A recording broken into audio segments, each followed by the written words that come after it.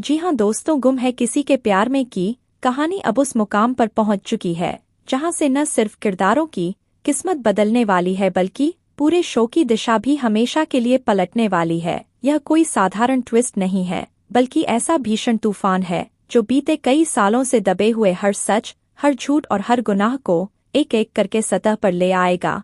जिस पल का दर्शक बरसों से इंतजार कर रहे थे, आखिरकार वह घड़ी अब आ ही चुकी है। लंबे लीप के बाद कहानी एक ऐसे खौफनाक, दर्दनाक और भावनात्मक चौराहे पर खड़ी है जहां हर रिश्ता सवालों के कटघरे में खड़ा होगा, हर भरोसा डगमगाएगा और हर सच किसी विस्फोट की तरह सबके सामने आएगा। इसी उथल-पुथल भरे मोड़ पर होती है शक्ति अरोड़ा की धमाकेदार एंट्री ईशान के रूप में। वही ईशान जिसकी मौत का मातम सालों पहले मनाया जा चुका था, वही ईशान जिसकी यादों को सभी ने अपने दिल के सबसे गहरे कोने में दफन कर दिया था, वही ईशान जिसकी अधूरी प्रेम कहानी को वक्त ने बेरहमी से कुचल दिया था। लेकिन किस्मत को कुछ और ही मंजूर था। जो कहानी खत्म मानी जा रही थी, वह एक बार फिर जिंदा होकर सामने खड़ी हो जाती है। सबको यही यकीन था कि ईशान अब इस दुनिया में नहीं रहा। उसकी मौत पर आंसू बहाए जा चुके थे, उसकी अस्थियां बहा दी गई थी और उसकी तस्वीरों पर माला चढ़ चुकी थी। लेकिन सच्चाई इतनी खौफनाक है कि उसे जानकर हर कोई सन्न रह जाएगा। दरअसल ईशान मरा नहीं था, उसे मारा गया था। उसकी पहचान को, उसके रिश्तों को, उसके नाम को और उसकी पूरी जिंदगी को सालों तक वह गुमनामी की जिंदगी जीता रहा, हर दिन, हर रात, हर सांस के साथ सिर्फ एक ही सवाल से लड़ता रहा, क्या वह कभी अपने नाम के साथ जिंदा रह पाएगा?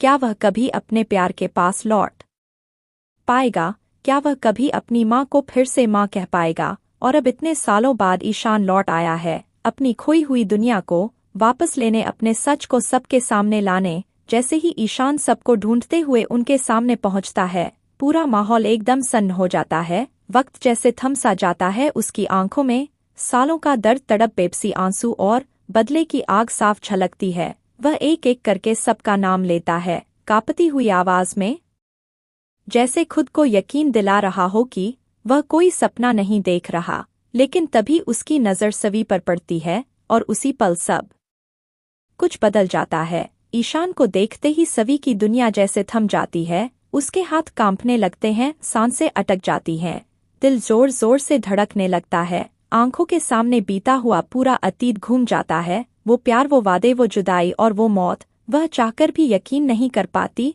भर्राई हुई आवाज में बस इतना ही कह पाती है, तुम ईशान कैसे हो सकते हो? तुम तो मर चुके थे।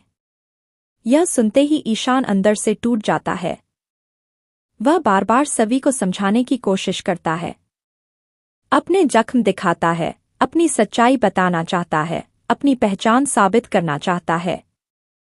लेकिन जितना वह करीब आता है, उतना ही सभी का डर, उसका गुस्सा और उसकी उलझन बढ़ती जाती है। आखिरकार सभी चीख पड़ती है, तुम कोई बहरूपिया हो। यह सब एक बहुत बड़ा झूठ है। और उसी पल ईशान की पूरी दुनिया फिर से ढह जाती है। इतने सालों बाद लौटकर आया ईशान, और सबसे पहला सवाल उसी की पहचान पर उठता है, जिसके लिए उसने सब कुछ सहा था। सभी खुद को संभाल नहीं पाती और कमरे में भाग जाती है और फूट फूट कर रोने लगती है।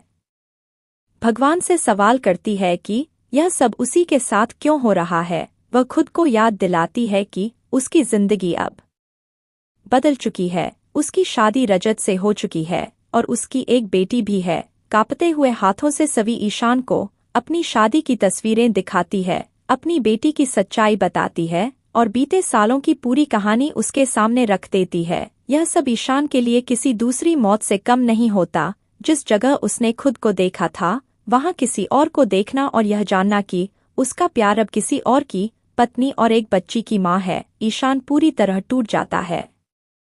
दर्द और गुस्से से भरा हुआ वह सभी की ओर बढ़ता है।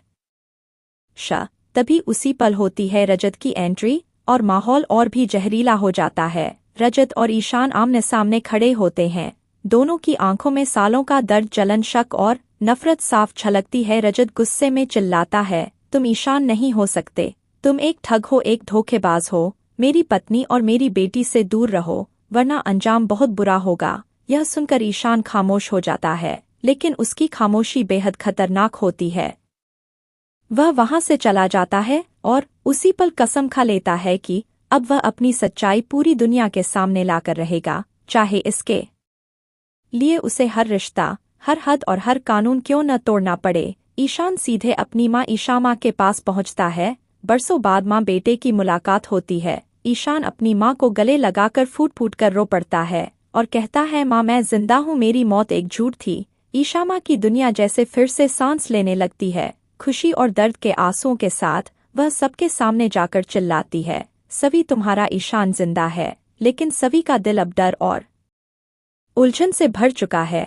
वह गुस्से में कहती है कि यह आदमी ईशान नहीं बल्कि कोई बहरूपिया है। उसी पल ईशामा का सब्र टूट जाता है और वह गुस्से में आकर सभी को जोरदार थप्पड़ मार देती है। पूरा कमरा सन्न रह जाता है। रजत का गुस्सा और भड़क उठता है। सभी अंदर से पूरी तरह टूट चुकी है। ईशामा रो रही है और ईशान अब सिर्फ एक बात जानता है, उसे अपनी पहचान वापस चाहिए, किसी भी कीमत पर। कहानी अब उसी खतरनाक मोड़ पर पहुंच चुकी है जहां से पूरा शो एक नए विस्फोटक और चौंकाने वाले अध्याय की ओर बढ़ने वाला है। अब सवाल सिर्फ इतना नहीं है कि ईशान जिंदा है या नहीं, असल सवाल यह है, क्या यह सच में ईशान है या फिर यह रजत की किसी खतरनाक चाल का हिस्सा, कोई बहरूपिया। आपको क्या लगता है? अपनी राय हमें कमेंट में जरूर बताएं। अगर आपको यह वीडियो पसंद आया हो तो चैनल को सब्सक्राइब करें और हमारे साथ बने रहें, क्योंकि गुम है किसी के प्यार में का यह नया अध्याय कहानी को पूरी तरह बदलने वाला है।